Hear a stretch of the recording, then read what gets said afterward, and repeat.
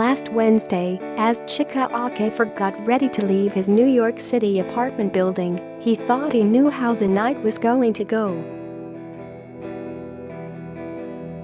Okafor, a 29-year-old producer for the sports news website Bleacher Report, was planning to attend a holiday work party, and he was waiting with a friend in the hallway until his ride arrived. That's when Okafor's friend opened a door for a resident who was coming into the building carrying several grocery bags.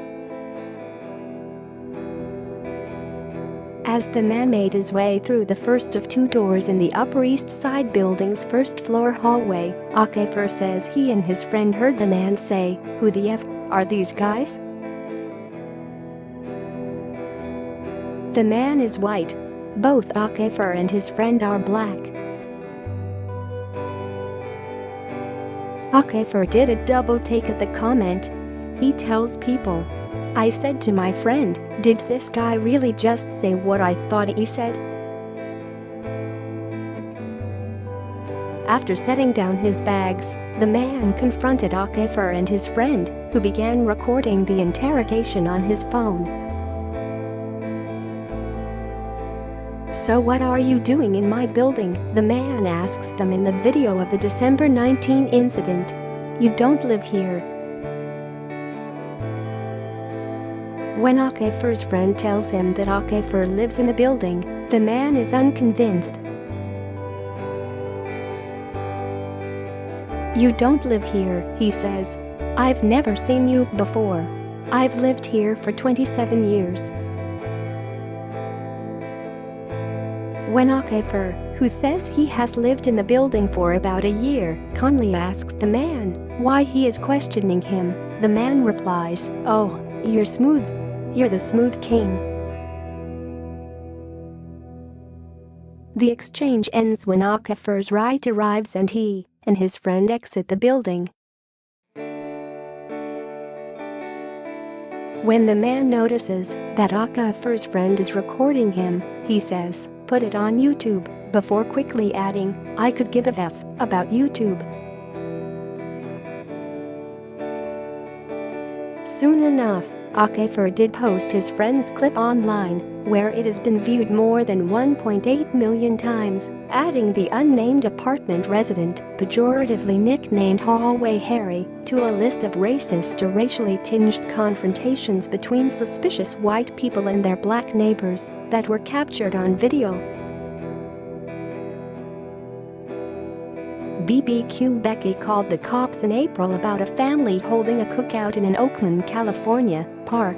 Permit Patty summoned police in July on an 8-year-old girl she claimed was selling water without a permit in her San Francisco neighborhood.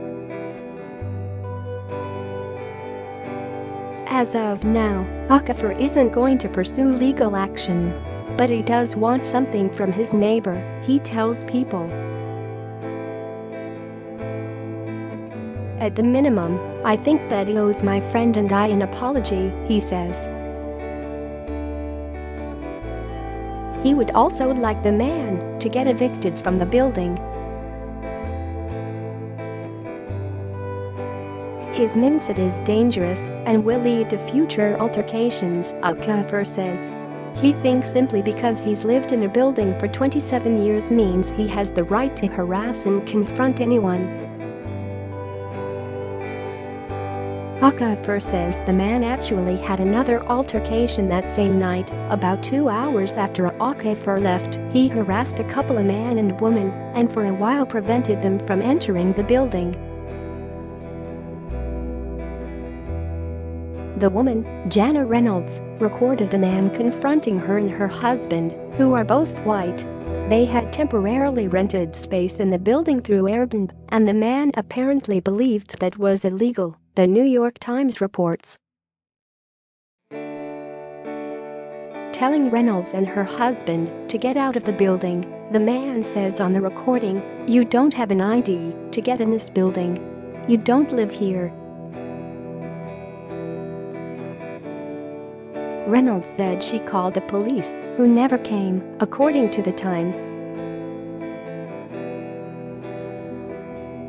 Attempts to reach Reynolds were not immediately successful.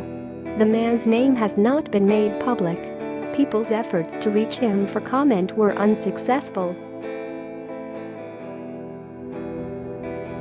Okafor says he told the building manager, who did not respond to people's request for comment, about his confrontation in the hallway last week, but got no help from her. She told me this was a personal matter and that, if I wanted to pursue legal action, to call the police, he says.